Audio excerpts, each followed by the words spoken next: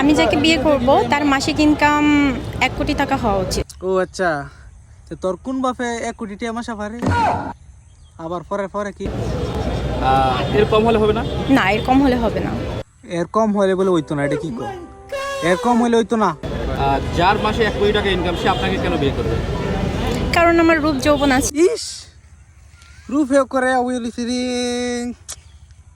অস্ট্রেলিয়ার গাইটা লাইন দেয়া তার রূপ বললে তার দোবন বললে বইরে করে পানি পড়ে যাইতো থাকে।